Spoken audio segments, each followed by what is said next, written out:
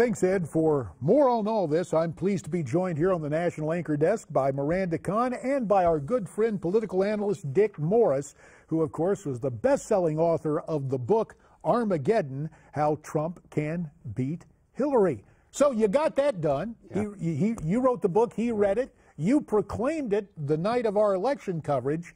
Now, Dick Morris, in the wake of this decision, how does Donald Trump fare? Well, I think it's a huge mistake, and I agree thoroughly with your characterization or comparison between this and the Ford pardon of Nixon. Except, again, it's your own people that'll be mad at you, not the others.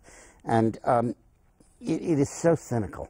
I mean, here we all really believed and still believe that she did horrible things, really illegal things, that the entire Clinton Foundation and the State Department was one big racketeering organization of enmeshed in bribery, that she thoroughly endangered and compromised all of our national secrets. And we voted on that basis, and the election's over, and Trump says, only kidding. Just politics. All of those Democrats who said this is just political, this is just an electioneering charade, this isn't serious judicial stuff, this isn't real, are suddenly proven right. And all the Republicans who said, no, this is very serious, this is real, whether she's running for president or not, this has to be prosecuted, are suddenly undercut by their own president. I think Trump will pay dearly for this. She was talking about helping her heal. Yeah, well, we don't help that olive branch. We don't help bank robbers heal. We don't help murderers heal. We don't help kidnappers heal.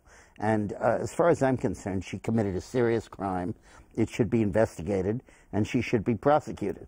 Now, if at some point after that prosecution happens, after she's found guilty, after she's sentenced, if the president decides that he doesn't want a former presidential candidate to be locked up, that's not a scene you want the American people to have to live through, fine, then commute her sentence. Not pardon her, commute the sentence.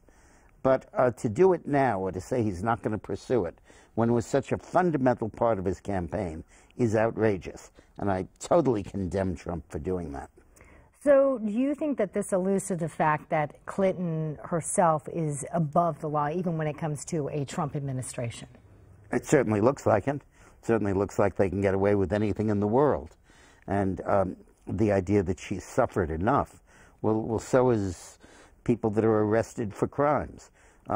Go back to General Petraeus, go back to Sandy Berger, go back to Deutsch, the CIA head, and say, I'm sorry we prosecuted you. You didn't do a tenth of what Hillary did. And the Clinton Foundation, what are you going to do? Prosecute a guy that takes $100 bills and paper bags and to influence decisions and leave the Clinton Foundation unscathed?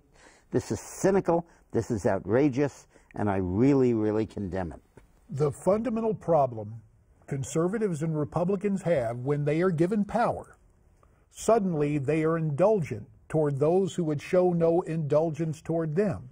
And as I was saying earlier, Dick, I think this sets up another pretext. First of all, since he has no pardon power yet, it would have been better to keep the pressure on Barack Obama, and given Mr. Obama's disconnection with the people, let Obama say she's above the law. Yep. Let him do. But now what happens is on Thanksgiving Day, and I hope I'm wrong about this, the Dreamers are going to get a pardon, and President Obama is going to say, I'm simply following the charitable example of my successor. I don't know about the Dreamers. I don't know if this goes into immigration. But clearly this makes it very easy for Obama to pardon her. And it's, this is outrageous, just incredible. It erases all of the good stuff Trump has done so far in his administration. Then why do it? Then why do it? Because elephants don't like elephant hunting. Even when they're not in the crosshairs themselves. They think it's immoral. And presidents don't like going after former presidents or almost presidents. It's the ultimate old boys club.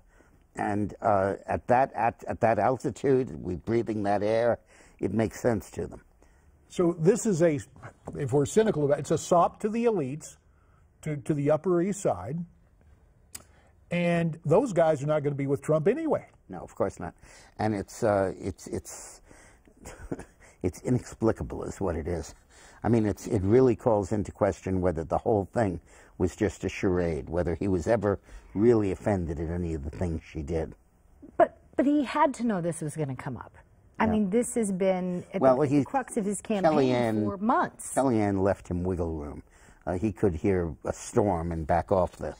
So this is, as I said at the outset of the program, could this be, in classic Washington speak, the trial balloon? I think it's more than that. I think it's the trial mistake, but I think they could back off it. This was Conway making that announcement, not Trump. This was not Trump promising it. It was Conway indicating that this is probably what's going to happen, or this is Trump's inclination. And I think there's going to be hell to pay. I think tonight all over the country, the right wing is going to be excoriating Trump. And I think there's a good chance Trump backs away.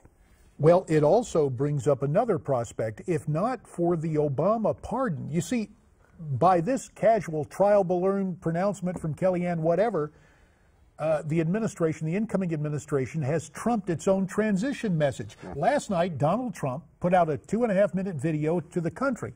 But even within that video, on his first 100 days, no specific mention of repealing Obamacare and no mention of building the wall on the southern border. But the video was what he'll do on day one, and was largely executive orders. Anything that required congressional action didn't belong in there.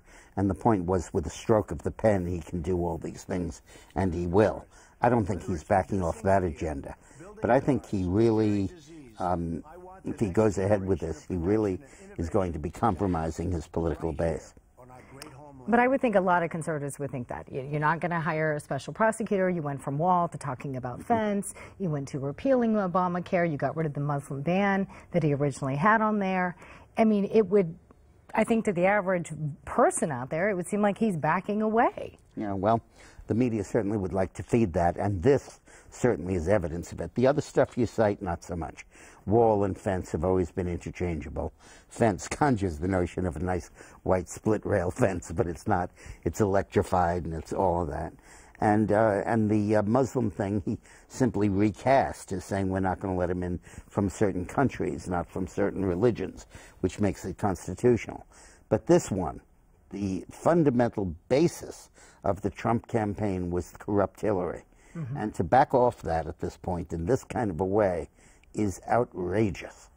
And so we will see if the president-elect heeds the very wise counsel of our friend Dick Morris. Dick, let me just say publicly, I've always appreciated your wisdom and counsel, even when we were on other sides of the aisle, and we thank you for coming by tonight. It's great to be here. When this program continues, it's going to be, you're really going to enjoy it, because Miranda Kahn will be in the anchor chair, and she will discuss this and more with Pete Hoekstra and Liz Peek.